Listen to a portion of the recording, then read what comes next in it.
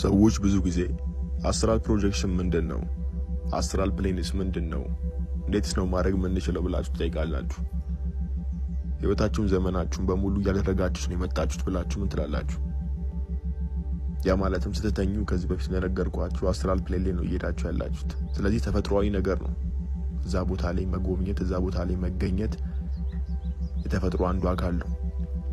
ታዲያ ካንሸስ ሆነን ወደዛ አካል እየገባን ነገሮችን እንዴት ነው ማወቅ የምንችለው ብላችሁ ካሰባችሁ ከስጋዊ ባህሪ ውጣ፣ ከስጋዊ ባህሪ ውጪ።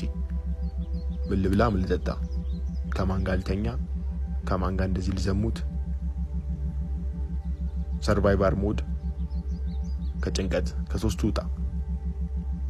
ከዛ የህይወት ዛፍን አልፈ ልብን አረንጓዴውን ቻክራ ነክታችሁ ከዛ ላቭ ላይ ቫይብሬት ማድረግ አልፋችሁ ወደ መንፈሳዊ መግባት።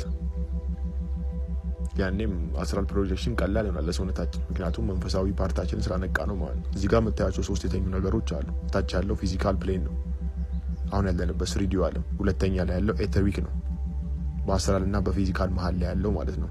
እላይ ያለው ደግሞ ሶስተኛ ላይ ወጥቶ የምታዩት እሱ አስትራል ፕሌን ውስጥ የገባው ሰውነታችን ክፍል ወይም ደግሞ አስተሳሰባችን ካንሸስናችን ነው። ምድር ላይ እንዴት ሚስጥር እናውቃለን? ይህን ወቁ። CIA FBI ራሱ ነገሮችን የሚያገኙት ሚስጥራቶችን የሚያውቁት አስትራል ፕሮጀክት የሚያደርጉ ሰዎችን እየቀጠሩ ነው።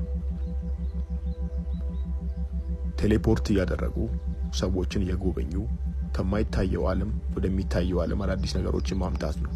የዚህ ህይወት ዓላማ ማንኛውም አሁን ላይ የምታዩት ነገር እንዳለ ከማይታየው ዓለም ነው ወደሚታየው ዓለም የመጣው። የምናውቀውም የማናውቀውም ከማናውቀው ዓለም ነው የመጣው። ምንም ብታስቡ ምንም መጀመሪያ በአእምሯችን የፈጠርነው ነገር ነው አሁን አካል ለብሶ ያለው።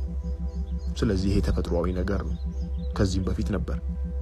ጥንታዊ አባቶቻችንም ይህንን ሚስጥር በመጠቀም ፈጠሩት። ጥንታዊ አባቶቻችን ስለ የምታውቁት አባቶቻችን አይደሉም።